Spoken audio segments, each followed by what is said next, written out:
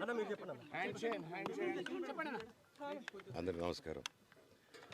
నేను ఆస్తి కోసమో డబ్బు కోసమో ఈ పోరాటం చేయట్లేదు.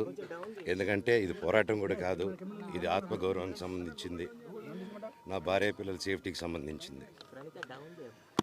ఇది నాతో ఒక మగాడిగా నాతో డైరెక్ట్గా వచ్చి నాతో ఏం చేసినా పర్వాలేదు. నా భార్య పేరు ఇంక్లూడ్ చేయడం, నన్ను తొక్కేదానికి, నా 7 నెలల పాపని ఇంక్లూడ్ చేయడం, నా బిడ్డల ఇంట్లో ఉండగానే అలా బిహేవ్ చేయడం కరెక్ట్ కాదు. ఈరోజు పోలీస్ దగ్గరికి నేను వెళ్ళి ప్రొటెక్షన్ అడిగాను.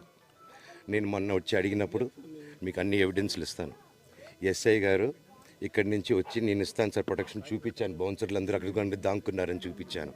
అది కొంచెం చూసి ఓకే సార్ మీరు ధైర్యంగా ఉండండి, మేము ఎక్కడికి వెళ్ళట్లేదని చెప్పి మాట్లాడి పారిపోయారు.